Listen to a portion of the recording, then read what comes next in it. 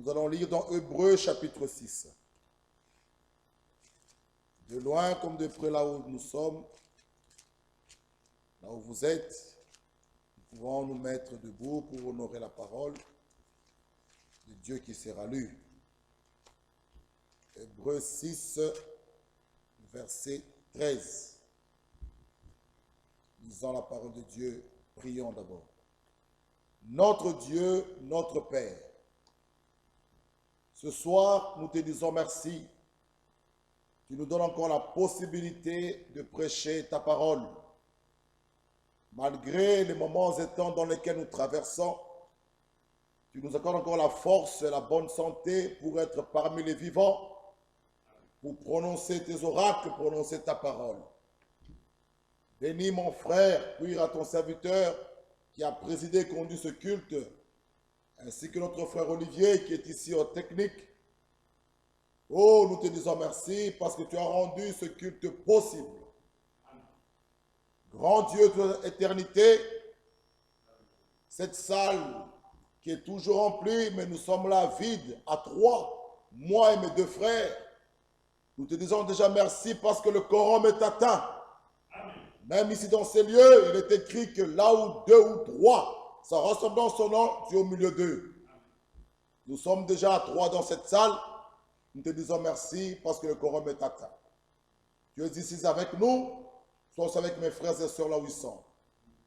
Ce n'est pas volontairement qu'ils sont restés chez eux. Beaucoup veulent venir en ces lieux. Mais voyant les difficultés, les épreuves dans lesquelles nous traversons, ils ne peuvent pas venir dans cette salle pour ta parole. Voilà pourquoi ils sont obligés de rester d'abord chez eux pour un temps. Visite-les là où ils sont. Console chacun de nous. Nous prions pour notre sœur Grégory, là où elle est. Étends ton bras puissant, oh Dieu. Elle te fait, elle a mis sa confiance en toi, dans ta parole et dans tes promesses. Grand Dieu, nous te supplions, honore la foi de chacun. Là où se trouve ma soeur et mon frère, honore la foi de chacun. Que tu puisses te révéler à chacun, à chacune. En ce moment-ci, où ton peuple est en train de traverser des moments durs, ils ont besoin uniquement de toi. Oh, console-nous à travers le coup de ta parole. Bénis et augmente la foi de chacun. Viens à nous, ô Père. Soutiens-nous, assiste-nous. Au nom de Jésus-Christ, je t'ai ainsi prié. Amen. Hébreux 6, le verset 13. Lorsque Dieu fit la promesse à Abraham, ne pouvant jurer par un plus grand que lui, il jura par lui-même et dit, certainement je te bénirai, je multiplierai ta postérité. C'est ainsi qu'Abraham, ayant persévéré, obtint ce qui lui avait été promis. Or, les hommes jurent par celui qui est plus grand qu'eux. Et le serment est une garantie qui met fin à tous leurs différends. C'est pourquoi Dieu, voulant montrer avec plus d'évidence aux héritiers de la promesse l'immutabilité de sa résurrection, de sa résolution, intervint par un serment, afin que par deux choses immuables, dans lesquelles il est impossible que Dieu monte, nous trouvions un puissant encouragement, nous dont le seul refuge a été de saisir l'espérance qui nous était proposée. Cette espérance, nous la possédons comme une encre de l'âme. Sûre et solide, elle pénètre au-delà du voile. Amen.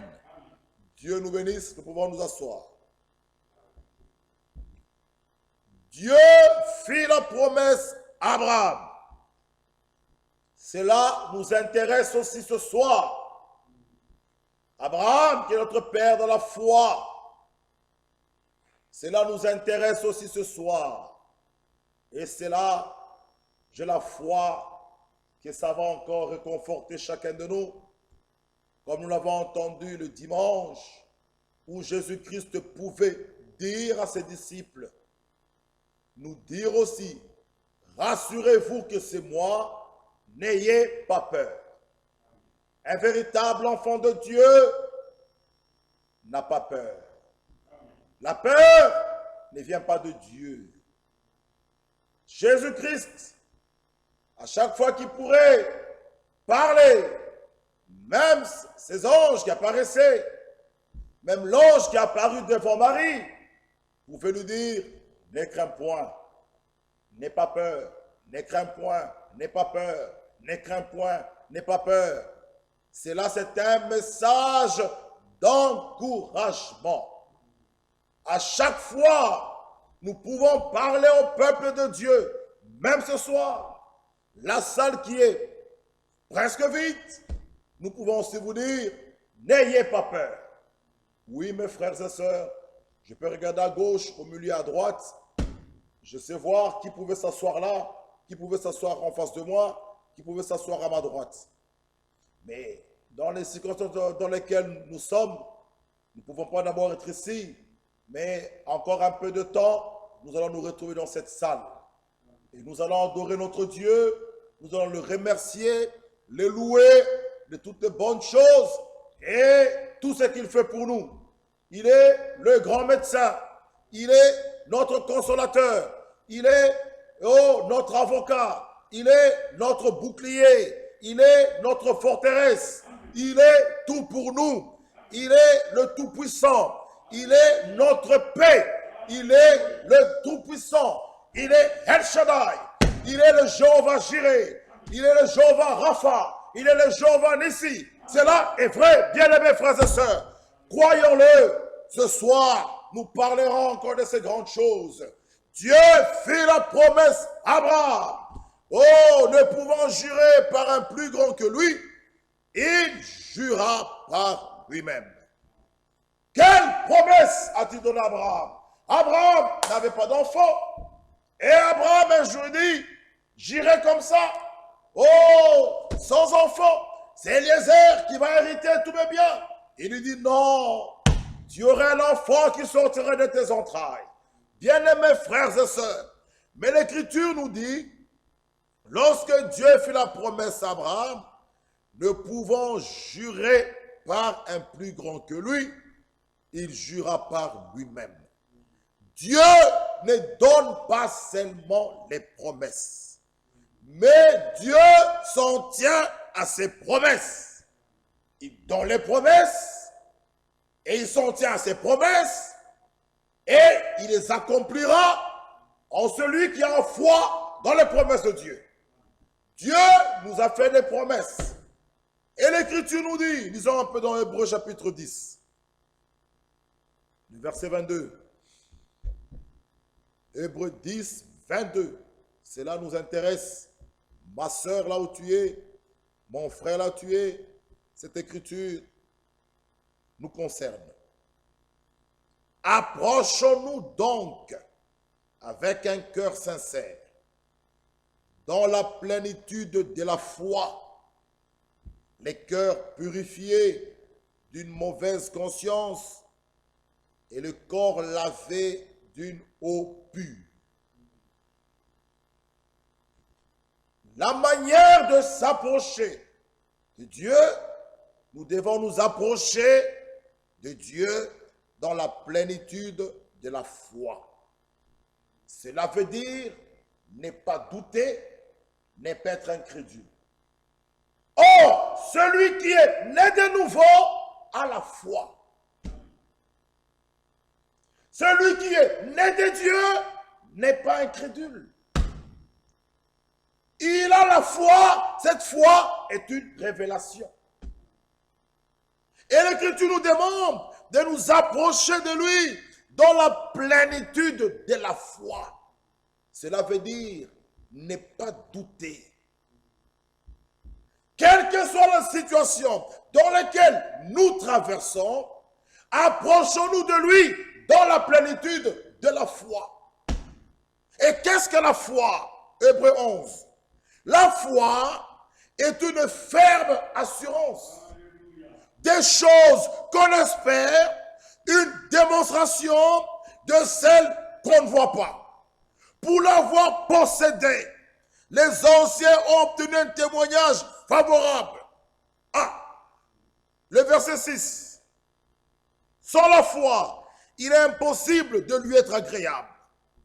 Il faut que celui qui s'approche de Dieu, celui qui s'approche de Dieu doit croire que Dieu existe.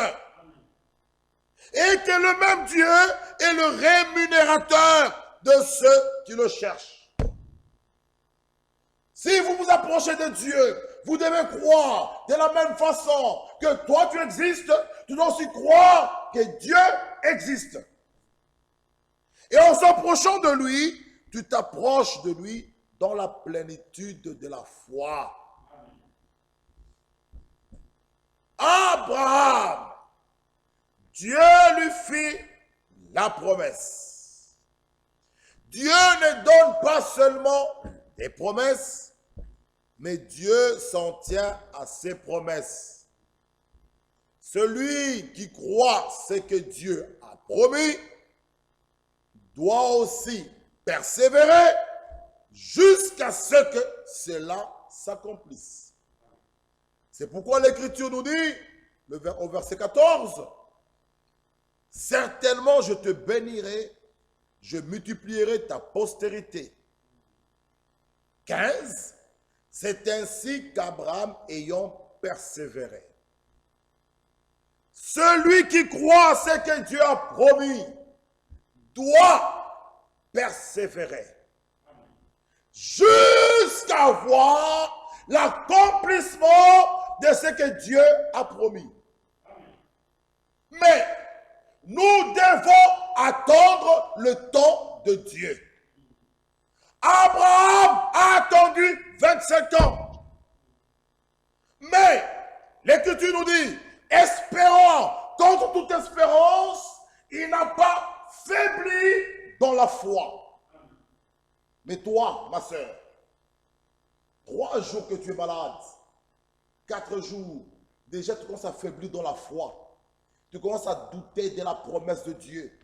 Tu commences à douter de la puissance de Dieu. Tu commences à douter de la promesse de Dieu. 3, 4 jours. Abraham, 25 ans, l'Écriture dit, espérant contre toute espérance. Il n'a pas faibli dans la foi. Toi, ça fait que 5 jours. Déjà, tu commences à perdre espoir. Un croyant véritable minimise parfois des choses. Parce qu'il sait, il croit qu'il a un Dieu fort.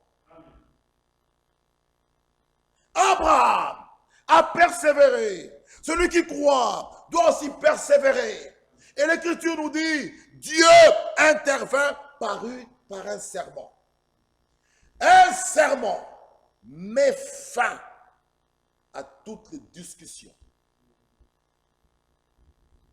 Et ce serment-là, frère, n'était qu'une assurance supplémentaire à Abraham. Parce qu'Abraham connaissait son Dieu. Abraham crut Dieu.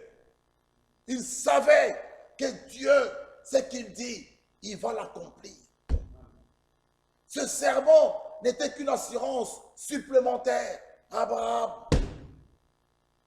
Lisons cela, le verset 16. Les hommes jurent par celui qui est plus grand qu'eux. Et le serment est une garantie qui met fin à tous leurs différends. Les discussions, le serment met fin. Est-ce que tu es sûr que tu me tues? Je suis sûr. Tu es sûr? Jure-le. Quand tu jures, cela met fin à tous leurs différends. C'est pourquoi Dieu, voulant montrer avec plus d'évidence aux héritiers de la promesse l'immutabilité de sa résolution, intervint par un serment. Frère, personne personne ne peut rendre nulle la parole de Dieu. Ce qu'il dit, il accomplira. Psaume chapitre 103. Psaume chapitre 103. Seuls ceux qui croient cette parole verront cette parole va se réaliser en eux. Psaume 103. Mon âme loue l'Éternel. Que tout ce qui est en moi loue son saint nom. Mon âme loue l'Éternel et n'oublie aucun de ses bienfaits. Oh, celui qui pardonne toutes tes iniquités, qui guérit toutes tes maladies. Ceci est oui et amen.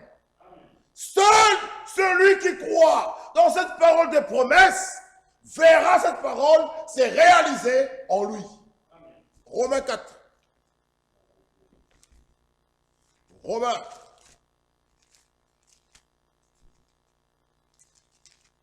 Regardez ce qu'Abraham, père de la foi, la manière qu'il croyait. Romains chapitre 4. Le verset 17.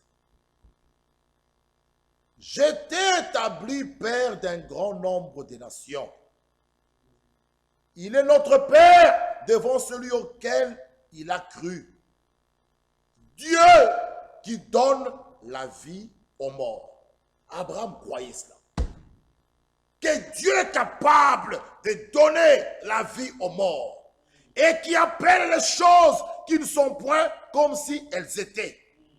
Espérant contre toute espérance, il crut et devint ainsi le père d'un grand nombre de nations, selon qu'il lui avait été dit, telle sera ta postérité. Sans faiblir dans la foi, il ne considéra point que son corps était déjà usé. Ah, puisqu'il avait près de 100 ans et que Sarah n'était plus en état d'avoir des enfants. Il ne douta point par incrédulité au sujet de la promesse de Dieu, mais il fut fortifié par la foi, donnant gloire à Dieu. Ayant la pleine conviction, une conviction totale, que ce que Dieu a promis, il peut aussi l'accomplir. Oui, frère, il est impossible que Dieu monte. L'espérance que nous portons, nous, à cause de la parole, ne nous décevra jamais.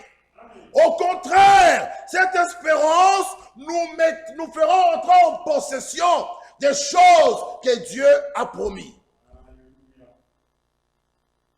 Amen. Nous avons une espérance vivante. Jésus-Christ. Frère, lisons Ésaïe 53.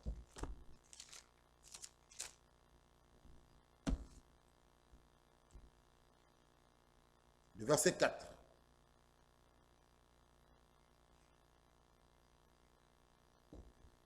Ésaïe 53, verset 4. Cependant, ce sont nos souffrances, ce sont nos maladies, nos souffrances, nos maladies qu'il a portées. C'est de nos douleurs qu'il s'est chargé. Nous l'avons considéré comme puni, frappé de Dieu et humilié. Mais il était blessé pour nos péchés, brisé pour nos iniquités. Le châtiment qui te donne la paix est tombé sur lui. C'est par ces maîtres-sûrs que tu es guéri. Amen. Ceci est une réalité. Amen. Et c'est notre absolu. C'est oui et amen. Seul celui qui croit cette écriture, ce soir, verra cette écriture, cette promesse se réaliser en lui. Ça fait que 4 jours, 3 jours, ma soeur, tu es peut-être à l'hôpital ou chez toi. Tu commences déjà à perdre le courage, à perdre confiance Non. Abraham, cela n'a pas fait. L'Écriture nous montre, espérant contre toute espérance, sans faiblir dans la foi. La foi est très capitale. La foi, la foi. Nous avons tout par la foi. Ah, lisons cela dans Hébreu.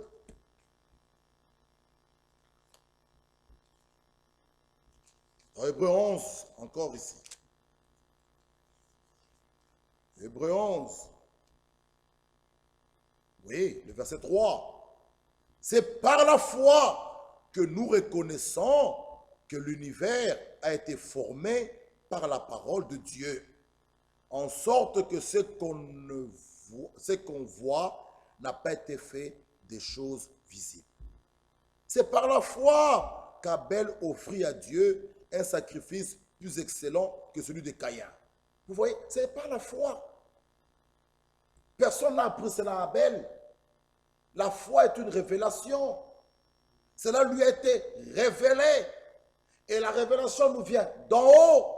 La même foi est un don qui vient de Dieu. Ah! Le verset 5. C'est par la foi que Noé fut enlevé. Ah!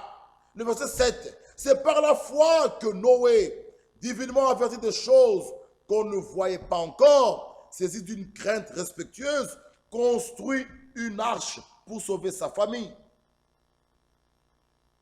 Lisons encore le verset même 21.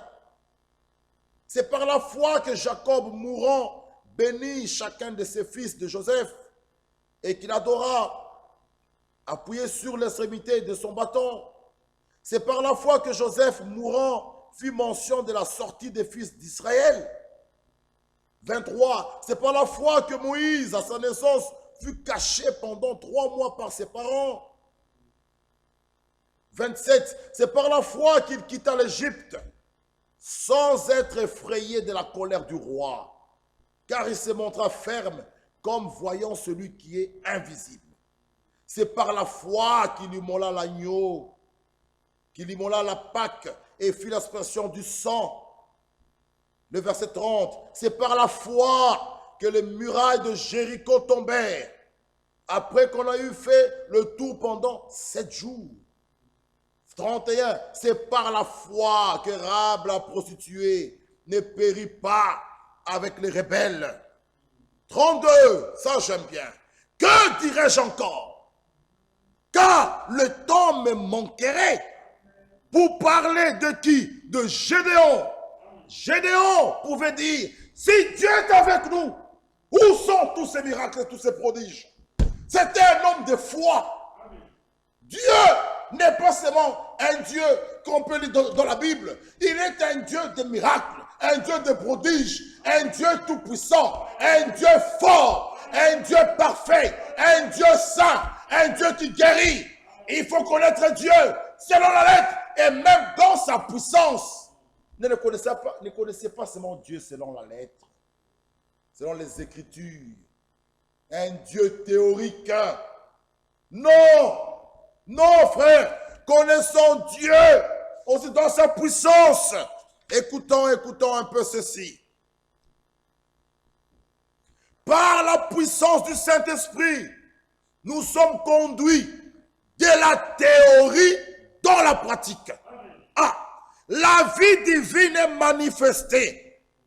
La foi a besoin de la puissance divine. Cette puissance est le Saint-Esprit qui transforme la parole en acte. Ça ne doit pas se rester la parole. Notre Dieu est un Dieu de miracles.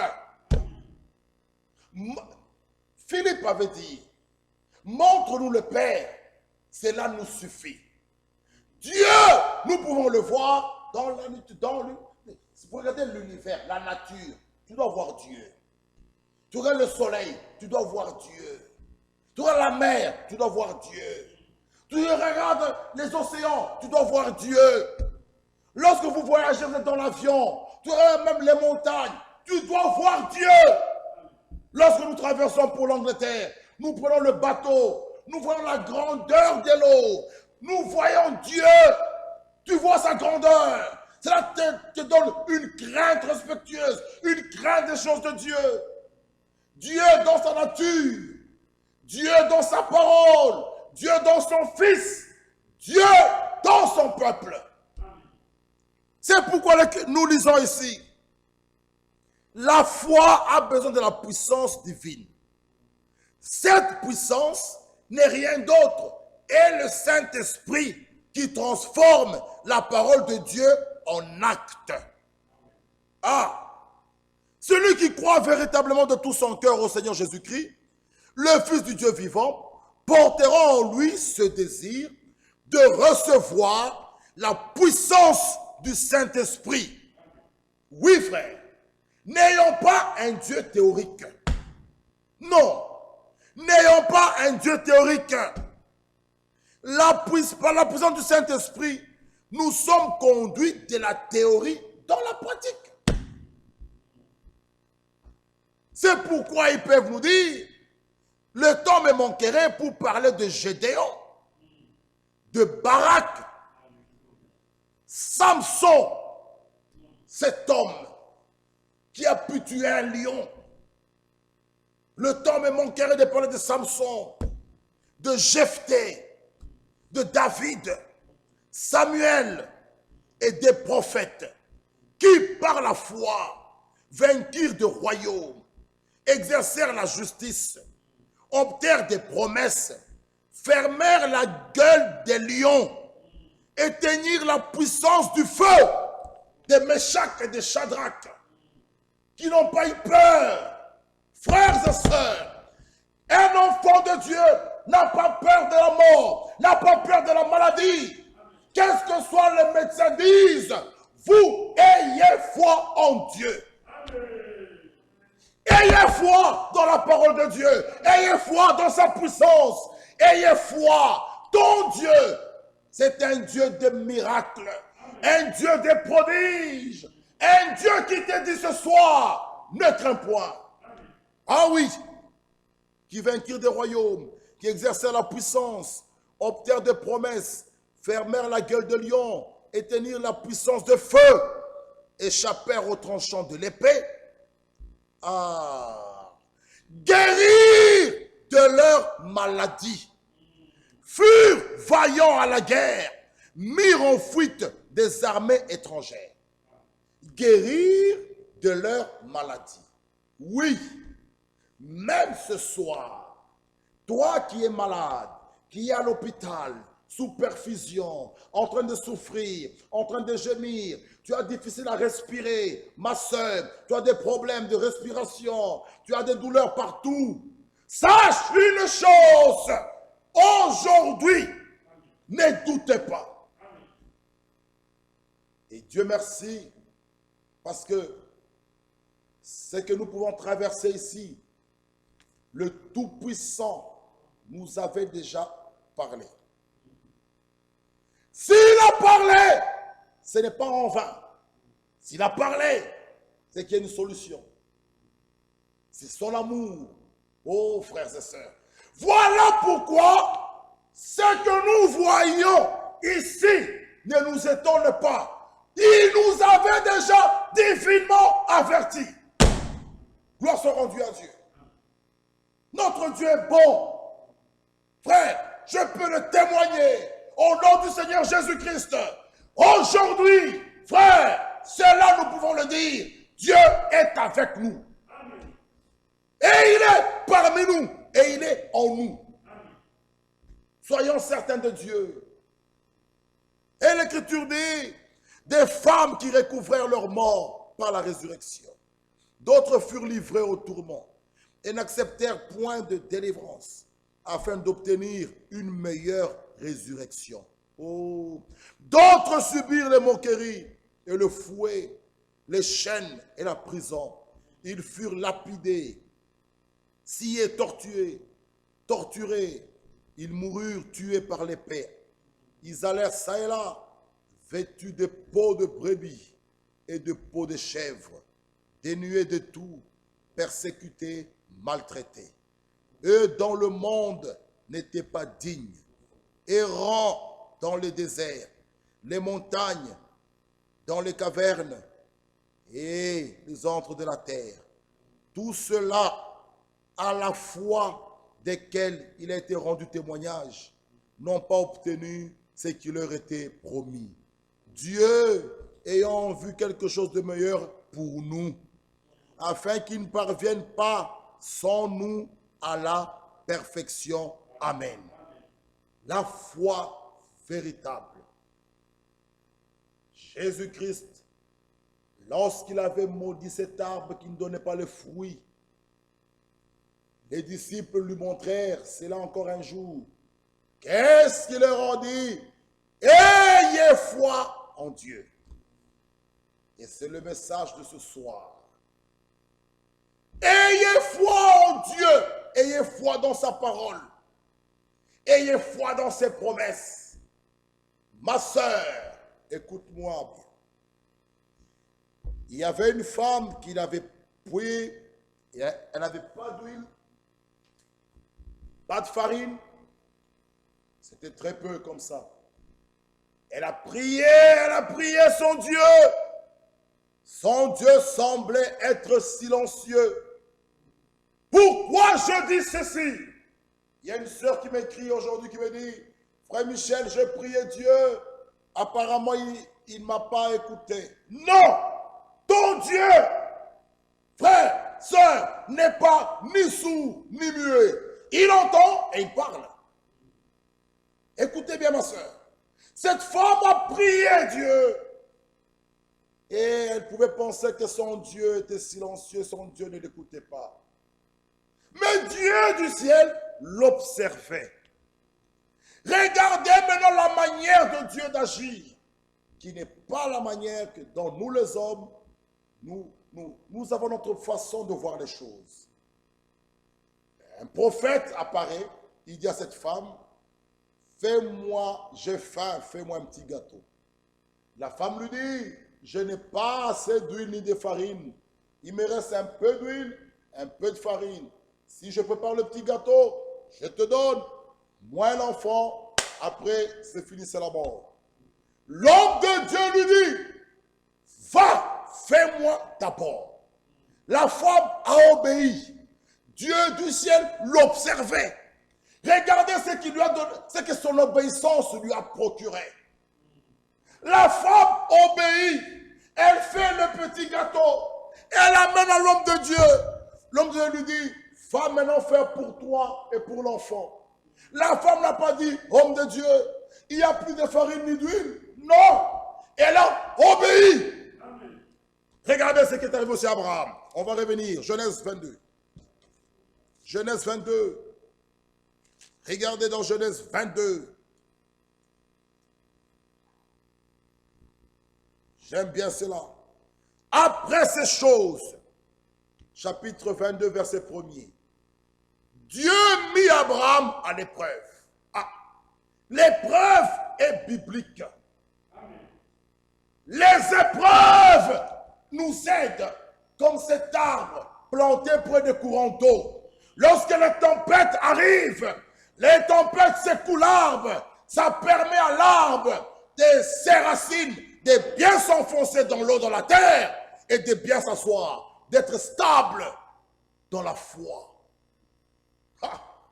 Les épreuves, c'est comme un soldat qui est dans l'armée, dans les entraînements, au front, en train de s'entraîner. Ça, ce sont les épreuves. Ça nous aide. Alors un jour, tu seras en face de quelque chose de plus grand. Étant déjà entraîné, étant déjà formé, tu n'auras pas peur.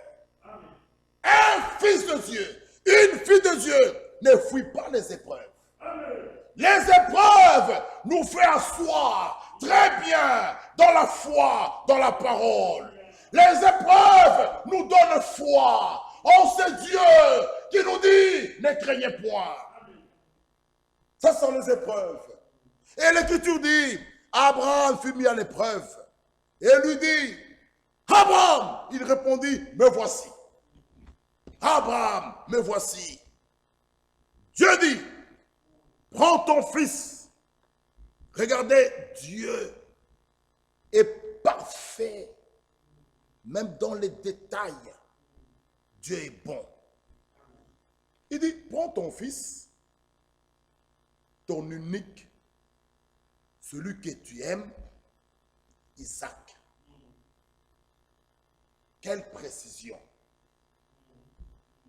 Il y avait aussi Ismaël. Oh, vous trouvez dans des assemblées, parlant langue, Dieu a dit, le frère là-bas, en chemise rouge, réponds-toi, réponds-toi. Nous regardons dans l'assemblée, il y a 3 frères en chemise rouge. Mais lequel? Dieu n'est pas dans la confusion.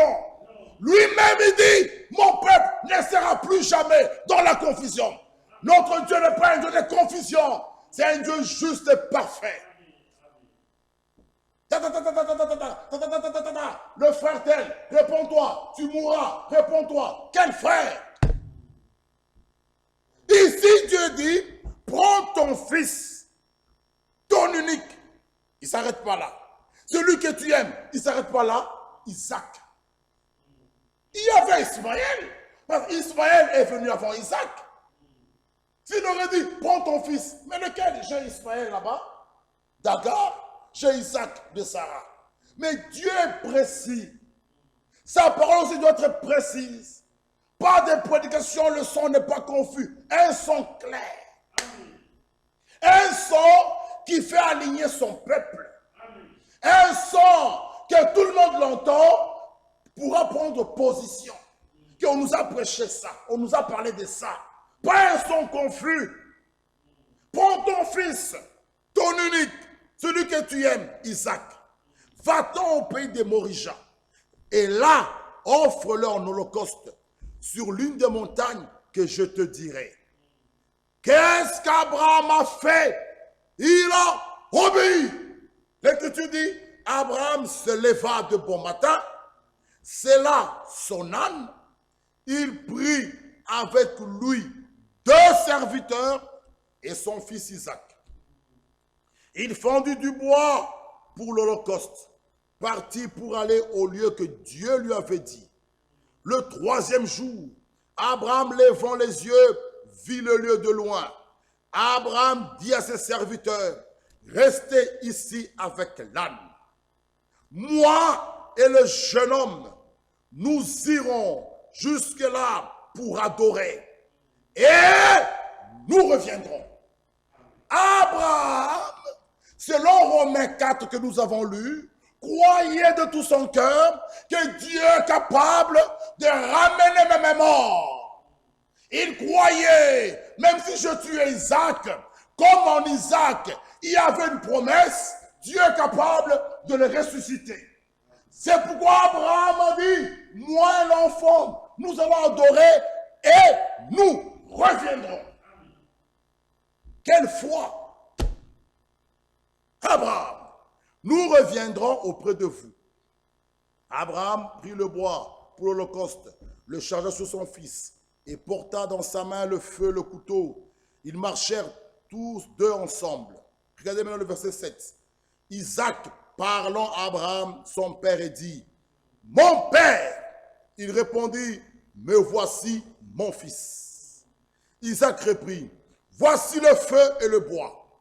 Mais où est l'agneau pour l'holocauste? » Abraham répondit, « Mon fils, Dieu se pourvoira lui-même de l'agneau pour l'holocauste. » Ils marchèrent tous 2 ensemble. Ah! Dieu se pourvoira lui-même. Et le verset 11. On peut lire le verset 11. Le 9, lisez-le. Le 10. Puis Abraham étendit la main, prit le couteau pour égorger le fils, égorger son fils.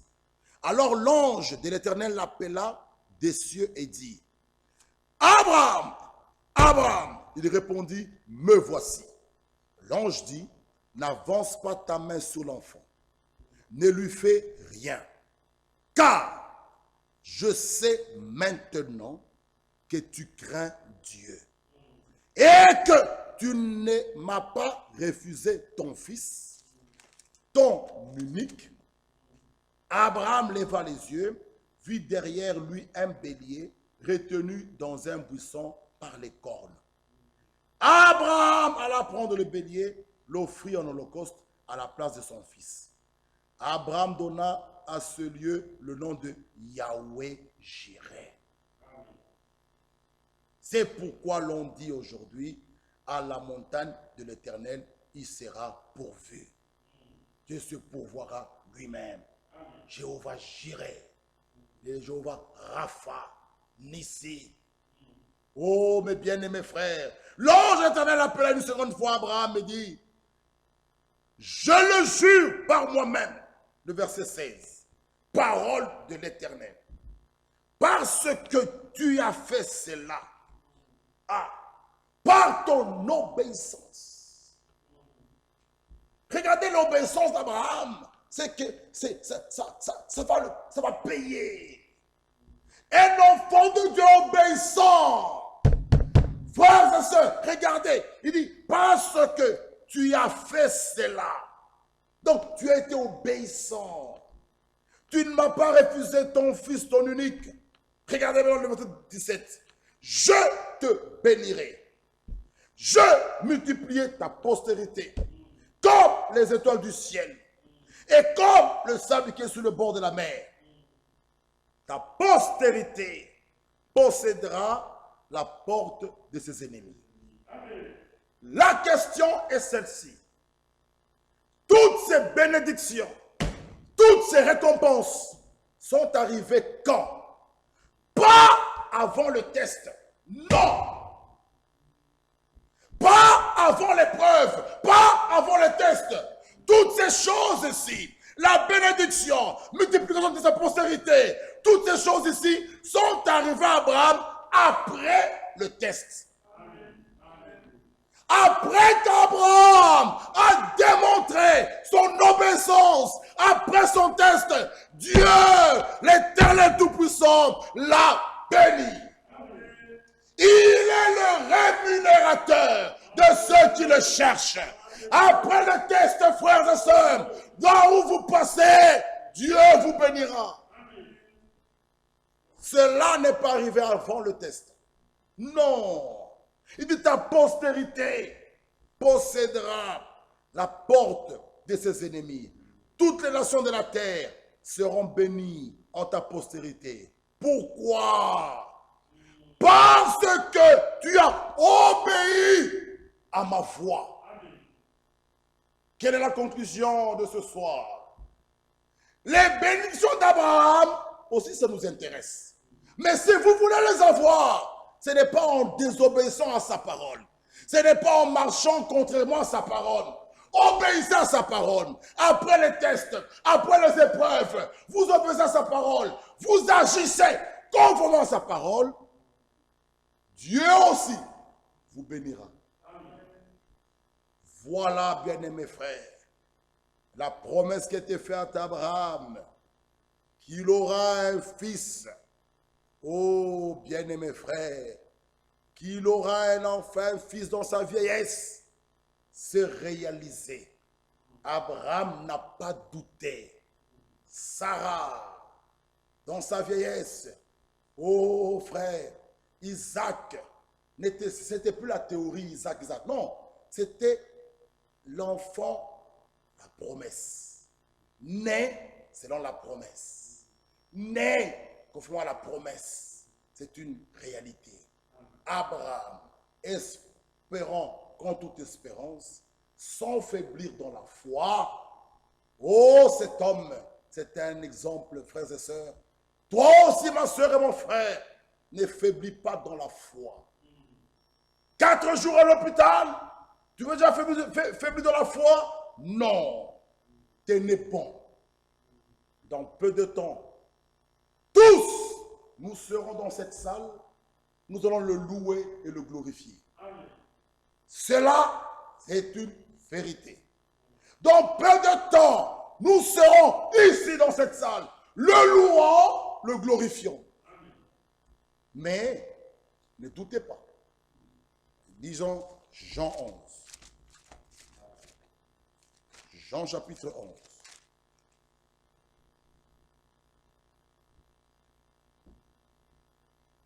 Jean 11.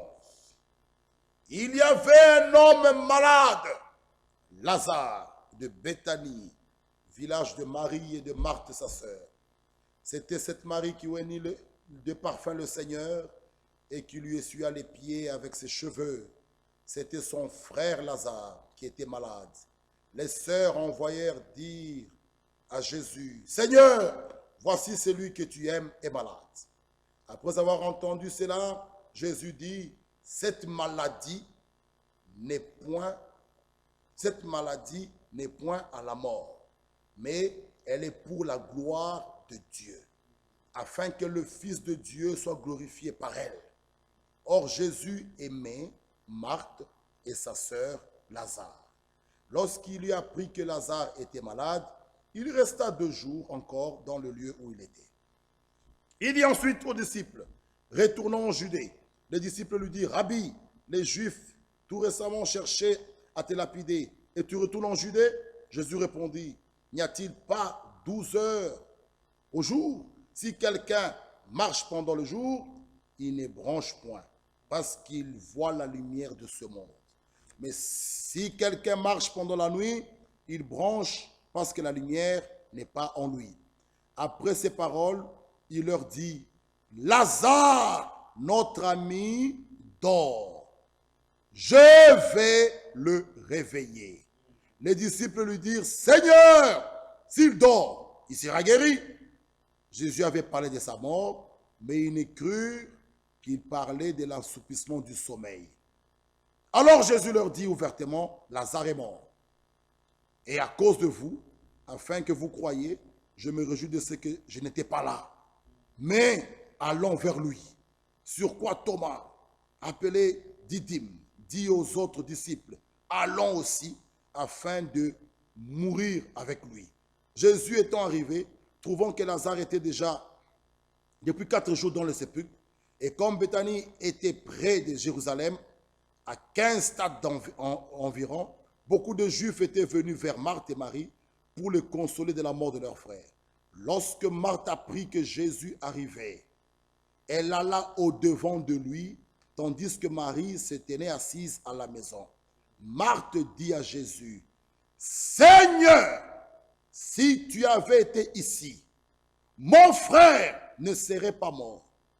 Mais maintenant même, je sais que tout ce que tu demanderas à Dieu, Dieu te l'accordera. » Jésus lui dit, « Ton frère ressuscitera. » « Je sais, lui répondit Marthe, qu'il ressuscitera à la résurrection au dernier jour. » Jésus lui dit, « Je suis la résurrection et la vie.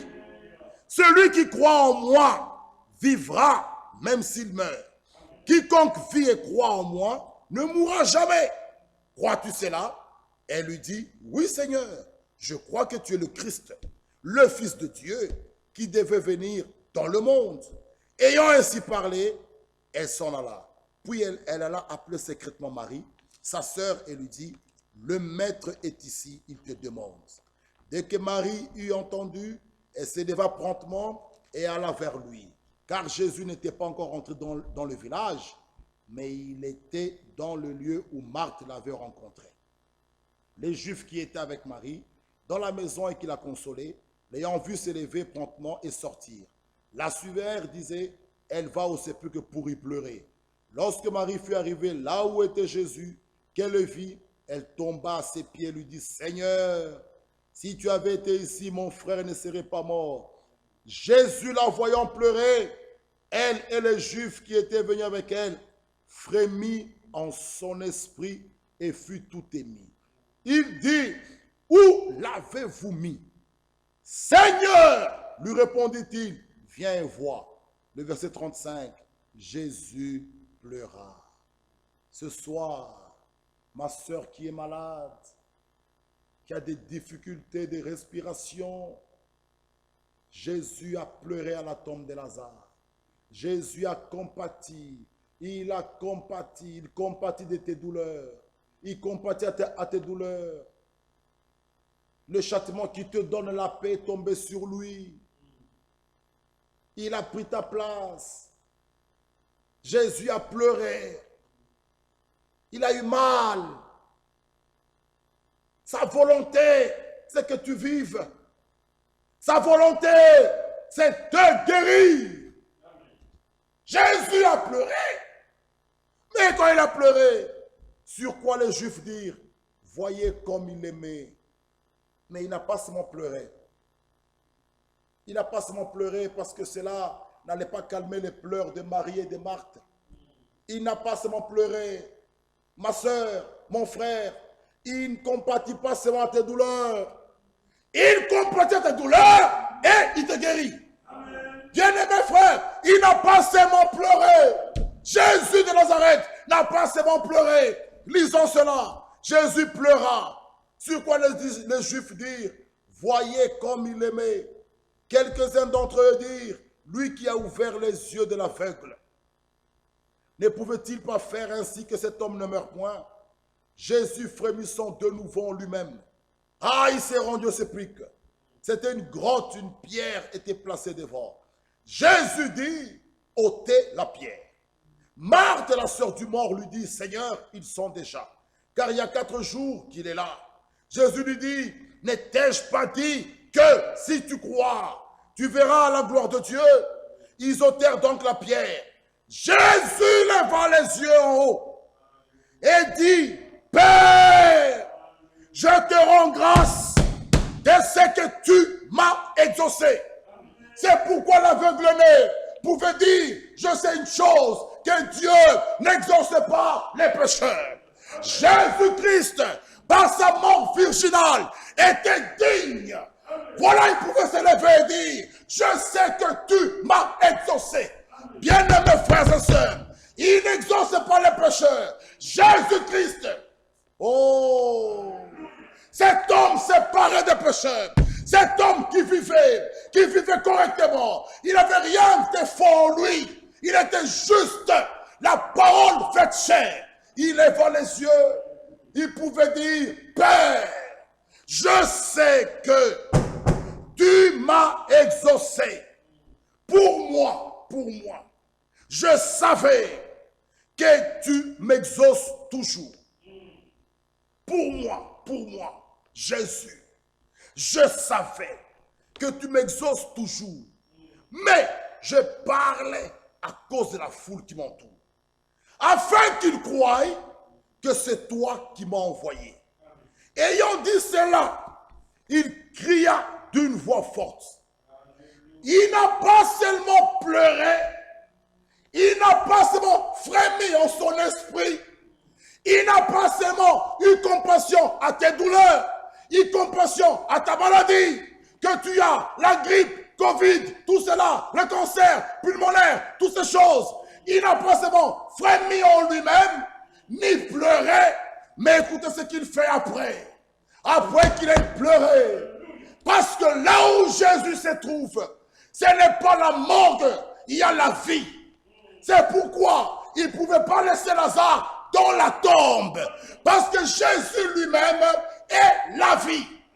C'est pourquoi il dit, il pleure, mais lui-même il est la vie. Alors il crie, Lazare sort. La Bible déclare, le mort sortit. Ce soir, il compatit à tes douleurs, à tes maladies, mais après ça, il te dit, sois guéri. À toi, ma soeur et mon frère, prends cela par la main de la foi et obtiens ta guérison au nom du Seigneur Jésus-Christ. Amen. Nous avons terminé. Que Dieu nous bénisse. Pouvons nous lever.